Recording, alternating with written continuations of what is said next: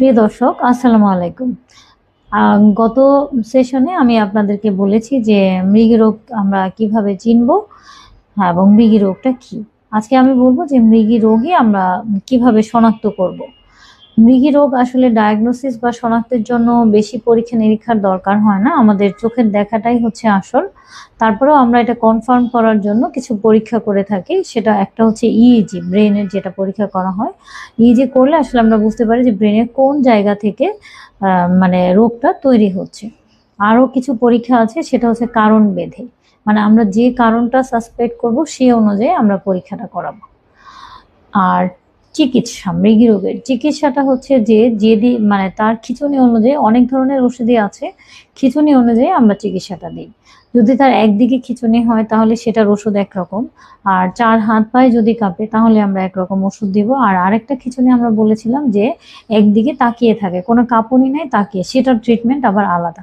তো আমরা যে ওষুধই দেই, এখন রোগীদের যেটা কর্তব্য সেটা হচ্ছে যে ওষুধগুলো একদম নিয়মিত খেতে হবে, কোনো ওষুধ মিস দেওয়া যাবে না, এবং বাচ্চার একদম সঠিক টাইমে খাবার খেতে হবে, পর্যাপ্ত ঘুমাতে হবে। কিছু কিছু ক্ষেত্রে দেখা যায় যে ওষুধ খাচ্ছে কিন্তু তারপরেও খিঁচুনি কমছে না, সেটা কি কারণে হতে পারে?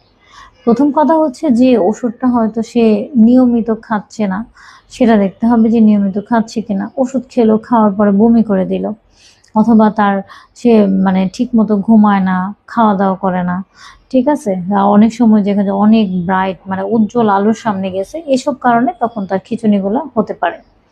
এখন খিঁচুনি হলে কি করণীয়? সর্বপ্রথমে যেটা করতে হবে, বাচ্চাকে একটা নিরাপদ স্থানে শুয়ে দিতে হবে, তারপর বাচ্চাকে কাত করে রাখতে হবে। টাইট কাপড় থাকলে সেগুলা লুজ করে দিতে হবে, অথবা যদি লুজ করার ব্যবস্থা না থাকে তাহলে কেটে দিতে হবে। মুখের ভেতরে অনেকে চামচ দেয়, আঙ্গুল দেয়, পানি দেয়, এগুলা দেওয়া যাবে না। এগুলা দিলে মানে আপনার ক্ষতি আরো বেশি হবে, সেজন্য এগুলা করা যাবে না। কখন আপনি হাসপাতালে নিয়ে যাবেন? যদি দেখেন যে বাচ্চার খিঁচুনি 5 মিনিটেরও বেশি হচ্ছে, খিঁচুনি হয়ে গেছে কিন্তু বাচ্চার জ্ঞান ফিরতেছে না, আর প্রথমবারের মতো খিঁচুনি হয়েছে, এবং খিঁচুনির পরে অনেক সময় দেখা যায় যে এক সাইড অবশ হয়ে যাচ্ছে, তো এইসব অবস্থায় দেখলে আপনি হচ্ছে জরুরি অবস্থায় বাচ্চাকে হসপিটালে নিয়ে যাবেন। আর বাবা মা বাচ্চাদের বাসায় হচ্ছে কিভাবে আপনি মানে সাবধান থাকবেন বা কি কি নিয়ম মানবেন, সেটা হচ্ছে যে বাচ্চাকে কখনো একা সাঁতার কাটতে দেওয়া যাবে না, একা একা সাইকেল চালাবে না, রাস্তা পার হবে না কখনো একা, এবং বাথরুমে গেলেও মানে দরজাটা খোলা রাখতে হবে সব সময়, মানে খেয়াল রাখতে হবে সে কোথায় যাচ্ছে এবং মানে কার সাথে যাচ্ছে সেটা।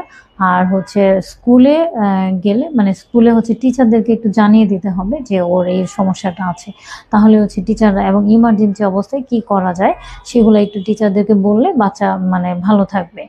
এবং সর্বোপরি যেটা হবে যে সবসময় শিশু নিউরোলজির সাথে যোগাযোগ রাখবেন, এবং নিয়মিত ডাক্তার যখন বলে যে ফলো আপে যেতে, সে মানে ফলো আপে